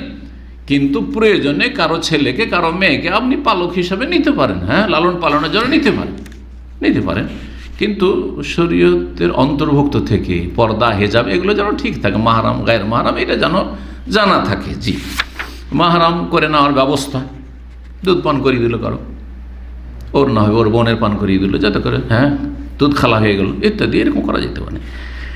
রাসূলুল্লাহ যায়েদ বিন হারেসা রাদিয়াল্লাহু তাআলা আনহুকে ঈস এলাকায় পাঠালেন। 170 জন মুজাহিদদেরকে পাঠালেন রাসূলুল্লাহ সাল্লাল্লাহু আলাইহি ওয়াসাল্লাম। উদ্দেশ্য ছিল সামদেশ থেকে যে বাণিজ্যিক কাফেলা আসছে, ধন সম্পদ নিয়ে আসছে, সেগুলি তাদের কাছ থেকে ছিনিয়ে নেওয়া, প্রতিশোধ গ্রহণ। কারণ মক্কার লোকেরা, কাফেররা কি করেছে, যত সাহাবায়ে কেরামগণ হিজরত করেছেন তারা খালি হাতে হিজরত করেন, সমস্ত কিছু তারা কেড়ে নিয়েছে, বাড়ি ঘর ধন সম্পদ সব কিছু ছেড়ে আসতে হয়েছে। সুতরাং এটা ন্যায্য অধিকার যে প্রতিশোধ গ্রহণ করবেন, আর এই উদ্দেশ্যেই গেছেন রাসূলুল্লাহ সাল্লাল্লাহু আলাইহি ওয়াসাল্লাম। আর তারপরে আবু সুফিয়ান তো চলে গেল পালিয়ে, হ্যাঁ, ধন সম্পদ নিয়ে। আর তারপরে মক্কা থেকে আবু জাহাল চলে আসলো, আর তারপরে কি ঘটলো, বদরের যুদ্ধ ঘটলো, সেটাও ছিল এই উদ্দেশ্যে। তো এখানেও আল ঈস নামক এলাকায় পাঠিয়েছিলেন রাসূলুল্লাহ সাল্লাল্লাহু আলাইহি ওয়াসাল্লাম, যাতে করে সামদেশ থেকে যে বাণিজ্যিক কাফেলা কুরাইশদের আসছে, কাফেরদের, সেটা কেড়ে নেওয়া হয়। এর নেতৃত্বে ছিল আবুল আস ইবনে রবি, রাসূলুল্লাহর বড় মেয়ে যায়নব রাদিয়াল্লাহু তাআলা আনহার স্বামী। মুসলিমরা এই বাণিজ্যিক কাফেলা তার উপরে হামলা করে তাদের কাছে যা কিছু ছিল সব কিছু কেড়ে নিলেন। যারা ছিল তাতে এই কাফেলায় লোকজন, তাদেরকে বন্দি করলেন। আবুল আস সেখান থেকে পালিয়ে গেল, আর পালিয়ে মদিনায় এসে হাজির। পালিয়ে কোথায় হাজির? মদিনায়। তার আগে কিন্তু রাসূলুল্লাহ সাল্লাল্লাহু আলাইহি ওয়াসাল্লাম বড় মেয়ে যায়নব রাদিয়াল্লাহু মদিনা চলে এসেছেন হিজরত করে, যে মদিনায় চলে যায় জান বাঁচবে, ওখানে আমার স্ত্রী আছে। তখন পর্যন্ত সম্পর্ক নেই কিছু, কিন্তু তালাক হয়ে যায়নি, তালাক হয়নি, সম্পর্ক নেই। আর তখন পর্যন্ত কোনো কাফেরের কাছে কোনো মুসলিম নারী থাকতে পারবে না, এই বিধান সূরা মুমতাহিনার আয়াত নাযিল হয়নি। সূরা মুমতাহিনাতে যে আয়াত দিয়ে আল্লাহ হারাম করেছেন কোনো মুসলিম রমণী কোনো কাফেরের অধীনে স্ত্রী হয়ে থাকতে পারবে না। হ্যাঁ, আল্লাহ বলেছেন ফাইন আলিমতুমুহুন্না মুমিনাতিন ফালা তারজিউহুন্না ইলাল কুফার, যদি জানতে পারো যে কোনো মহিলা বা কিছু মহিলা এমন আছে যারা হচ্ছে মুমিনাত, ইমানদার, তাহলে ফালা তারজিউহুন্না ইলাল কুফার, তাদেরকে কাফেরদের কাছে ফেরত করে দিও না, কাফেরদের কাছে তুলে দিও না স্ত্রী হিসাবে। লাহুন্না হিল্লুল লাহুম ওয়া লাহুম ইয়াহিল্লুনা লাহুন, এই যে আয়াতটি। হ্যাঁ, মুসলিম রমণী কাফেরদের জন্য হালাল নাই। হ্যাঁ, ওয়া লাহুম ইয়াহিল্লুনা, আর কাফের পুরুষ মুসলিম রমণীদের জন্য হালাল নাই। জি, এই আয়াত দিয়ে আল্লাহ রাব্বুল আলামিন এই বিবাহ, মুসলিম আর কাফের বিবাহকে কি করে দিলেন? হারাম ঘোষণা করে দিলেন, হারাম ঘোষণা করে দিলেন। এই আয়াত তখন পর্যন্ত নাযিল হয়নি। তো এই স্বামী স্ত্রীর সম্পর্কটা আছে, বৈবাহিক সম্পর্ক, কিন্তু বিচ্ছিন্ন হয়ে আছে, দেখা সাক্ষাৎ নাই। রাসূলুল্লাহ সাল্লাল্লাহু আলাইহি ওয়াসাল্লাম বদর যুদ্ধের পরে বলেছেন যে যাও, তোমাকে ছেড়ে দেওয়া হইল, কিন্তু তুমি কি আমার মেয়েকে সসম্মানে পাঠিয়ে দিও। বড় ইজ্জতের সাথে, সম্মানের সাথে সেখানে গিয়ে ওয়াদা পূরণ করে আবুল আস পাঠিয়ে দিয়েছিলেন। কিন্তু ইসলাম গ্রহণ করেননি, কট্টরপন্থী। জি, বাপদাদা ধর্মের বড় কষ্ট। আবুল আস পালিয়ে এসে হাজির কোথায়? মদিনায়। মদিনায় এসে আশ্রয় কামনা করলেন যায়নব রাদিয়াল্লাহুর কাছে, স্ত্রীর কাছে, যে আমাকে আশ্রয় দেয়, জান বাঁচা, নাহলে আমাকে মেরে দিবে ধরতে পারলে, জান বাঁচা। খালাতো এক তো আগে থেকে সম্পর্ক হচ্ছে, খালাতো ভাই বোন, আর তারপরে স্বামী। জি, রাসূলুল্লাহ সাল্লাল্লাহু আলাইহি সাল্লামের বড় মেয়ে আশ্রয় দিলেন, এবং এই আশ্রয় দেওয়ার বিধান শরীয়তে রয়েছে। জি, আশ্রয় দেওয়ার বিধান শরীয়তে রয়েছে। যে কোনো মুসলিম যদি কোনো একজন ব্যক্তিকে আশ্রয় দিয়ে দেয়, তাহলে সেই দেশের সমস্ত মানুষের দায়িত্ব হচ্ছে তাকে আশ্রয় দেওয়া, না হলে কি হবে? ইসলাম বদনাম হয়ে যে দেখো মুসলিমরা একজনকে আশ্রয় দিয়ে তাকে মেরে দিয়েছে বা অন্যের হাতে তুলে, দুশ্মনের হাতে তুলে দিচ্ছে, এই বদনামের সুযোগ যেন না পায়। জি জি, জিম্মাতুল মুসলিমিনা ওয়াহিদা হাদিসে রয়েছে, মুসলিমদের দায়িত্ব হচ্ছে সবার এক রকমের, ইয়াসআ বিহা আদনাহুম, একটা নিম্ন শ্রেণীর মানুষও সেটার বাস্তবায়নের চেষ্টা করবে। এটা নিচু মানের মানুষও যদি আশ্রয় দিয়ে দেয়, তাহলে সেই সরকারের দায়িত্ব হচ্ছে যে নিরাপত্তা যখন দিয়ে দিয়েছে, তাহলে বিশ্বাসঘাতকতা করা যাবে না, একে মারা যাবে না, যত বড় অপরাধী হোক না কেন। এই আবুল আস জাইনব রাদিয়াল্লাহু তাআলা আনহাকে বললেন যে রাসূলুল্লাহ সাল্লাল্লাহু আলাইহি সাল্লামের কাছে তুমি দরখাস্ত করো যে আমার ধন সম্পদগুলো, ব্যবসা বাণিজ্যের এত নিয়ে আসছিলাম, সেগুলি আমাদেরকে ফিরিয়ে দেওয়া হোক। সব কিন্তু সাহাবায়ে কেরাম নিয়ে চলে এসেছেন ওখান থেকে, আলিস থেকে, ওখান থেকে ফিরিয়ে দেওয়া হোক। নবী করিম সাল্লাল্লাহু আলাইহি সাল্লাম এই দরখাস্ত মঞ্জুর করলেন। যা নিয়ে আসা হয়েছিল সব কিছু, ছোট বড়, অল্প স্বল্প বেশি যা ছিল সব ফিরিয়ে দিল। যা, এই ভালো আচরণ। ভালো আচরণে যে বড় একটা প্রভাব পড়ে, সেই প্রভাবই পড়ছে। আবুল আস বড় আমানতদার ব্যবসায়ী ছিলেন।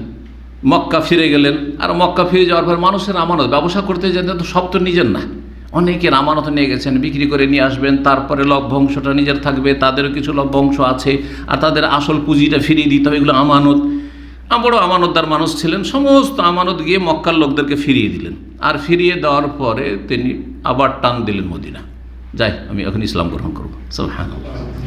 মানুষের সাথে ভালো আচরণ করলে যেই ফলটা হয়, যতই খারাপ আচরণ করুক না কেন, আপনি ভালো আচরণ করেন, এর জন্য অনেক বড় কলব লাগবে, এত সহজে অনেক উদার অন্তর লাগবে, অন্তরে জায়গা লাগবে। দুশ্মনের জায়গা অন্তরে করে যেমন তোমার কথা নয়, কিন্তু এটাও একটা বড় আল্লাহ রাব্বুল আলামিনের দান। আল্লাহ যেন আমাদের তৌফিক দান করেন।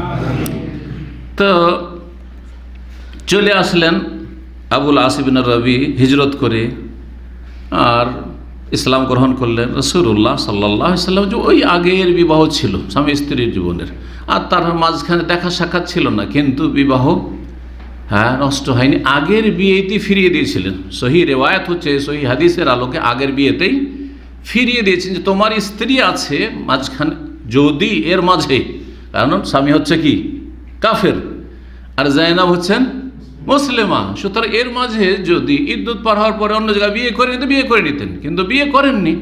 সুতরাং এই ক্ষেত্রে সহি মত হচ্ছে যদি এমনটা হয় আর বিয়ে না করে, দীর্ঘ সময় পরে হয়, ফিরিয়ে দেন, তাহলে আর বিয়ের নবায়ন করার কোনো প্রয়োজন নেই। এটা হচ্ছে সহি বর্ণনা এই ঘটনার ক্ষেত্রে। কিন্তু একটি দুর্বল বর্ণনা আছে যে বিয়ের নবায়ন করা হয়েছিল, আবার নতুনভাবে বিবাহ পড়ানো হয়েছিল, কিন্তু সেটি ঠিক নয়। যেমন যারা এই বিষয়টি লিখেছেন তারা আলোচনা করেছেন। রাসূলুল্লাহ আগের বিয়েতে ফিরিয়ে দিলেন বড় মেয়েকে তার কাছে, মাঝখানে যে গ্যাপটা ছিল স্বামী স্ত্রীতে, সেটা ছিল 3 বছরের বেশি, 3 বছরের বেশি। তখন পর্যন্ত যেমনটা বললাম যে মুসলিম আর কাফের এই সম্পর্ক থাকবে না, এই বিধানও নাজেল হয়নি। সুতরাং ওই সম্পর্কটা ছিল, বৈবাহিক সম্পর্ক ছিল, আর এখনও ওই হারাম হওয়ার আয়াত যেহেতু নাজেল হয়নি, সুতরাং বিচ্ছিন্নতা আসেনি, আগের বিয়েতে ফিরিয়ে দিয়েছিলেন। জি, রাসূলুল্লাহ সাল্লাল্লাহু আলাইহি সাল্লাম এরপরে বেশ কিছু অভিযান চালিয়েছিলেন, যেগুলি বিস্তারিত আলোচনা করলে আরও সময়ের প্রয়োজন রয়েছে। ইনশাআল্লাহ তাআলা সময় সুযোগে সেগুলি আলোচনা করা যাবে। এখানে আজকের আলোচনা শেষ হচ্ছে। আল্লাহ রাব্বুল আলামিনের কাছে দোয়া করি, আল্লাহ রাব্বুল আমাদেরকে যেন দ্বীন ইসলাম পুরোপুরি পালনের তৌফিক দান করেন, এবং রাসূলুল্লাহ সাল্লাল্লাহু আলাইহি সাল্লামের সিরাত জীবনী থেকে, সাহাবায়ে কেরামের জীবনী থেকে আমাদেরকে ভালো শিক্ষা নেওয়ার তৌফিক দান করেন, এবং মন্দ কথা কাজ থেকে আল্লাহ যেন আমাদের বাঁচিয়ে রাখেন। ওয়া সাল্লাল্লাহু ওয়া সাল্লাম আলা নবিয়িনা মুহাম্মদ ওয়া আলা আলিহি ওয়া সাহবিহি আজমাইন।